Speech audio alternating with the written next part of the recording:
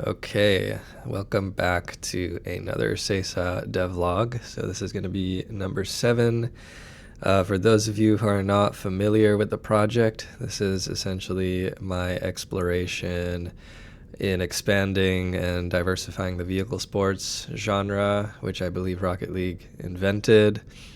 In the sense that they familiarized players with a particular control schematic, physics-based control schematic for a vehicle in the context of sports, and there aren't many other games out there for those kinds of players to explore new experiences. So here we are, extrapolating those mechanics, bringing them to a zero-gravity arena, making ships have classes and specific abilities, adding more nuance and a different competitive skill ceiling, and also trying to bring a new primary competitive game mode or format to the genre as well. Though the initial game mode that's been implemented is definitely akin to Rocket League's S.E.A game mode. S.E.S.A is hoping to push that further as well, and that is to be shown in the future, maybe in like a month or two. I shouldn't have put a number on that, but it is in the works. Okay, now that we are past the summary, just wanted to talk about a couple of the major updates since the last S.E.S.A devlog. So right off the bat, we can see the Wisp has been updated. So this is much more like the final look, or essentially is the final look for the Wisp, and what we want the styling for any future ship to kind of be modeled off of. So it's got the lighting accents, the shape is much more sculpted to our liking.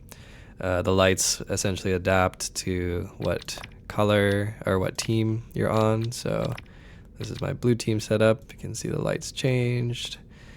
So yeah, the lights and then player name tag is going to be the main way you can identify what team someone's on in game. And yeah, the other thing here is player customization's been added. So I do like the Snow White look. But yeah, you've got per team color customization. That's there now.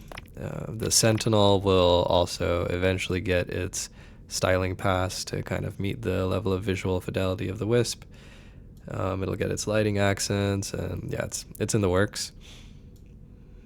And let's see here. Yeah, the other major thing is the stats and leaderboard. So S.E.S.A does officially have a backend now that's keeping track of stats and who won and lost at the end of a match, and doing all the elo calculations to the MMR, and yeah, your ratings are listed here. So we've got a leaderboard, and there is a sense of progression now. So it's a rank-based progression, and hopefully eventually there can be rewards, based on the rank.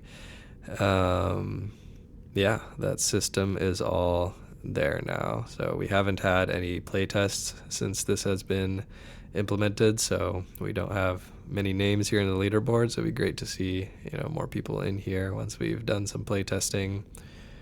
Yeah, the only other thing that's been done, let's see, is a camera kind of quality of life thing that some people wanted. I'll show it here. But yeah, a lot of people didn't like how drifty the momentum camera was for specific situations. So this is how the camera works when you're doing an aerial in Rocket League and you're not focused on the ball, where it kind of goes in the direction of your momentum like this. And then you have ball cam, which kind of steadies things out. But if you're if you're trying to find where a boost is in Rocket League, you're on the ground, and when you're on the ground, the camera just faces directly forward, based on the direction your car is facing. And I think people wanted that here, because it was hard to be like, where's the boost? So what we've done is added a strict forward camera. So if you hold down the camera toggle button, it goes to a strict forward camera like this. Makes it much easier to see what's in front of you, get what you want, go back to tracking the ball. And there is also an option in the settings to kind of permanently use forward camera instead of the momentum camera at all. So you can remove the momentum mode and just go between ball and forward if you don't like how the momentum camera feels. So yeah, that's there. And yeah, I think that's really it for this update. There's been a lot of rendering changes.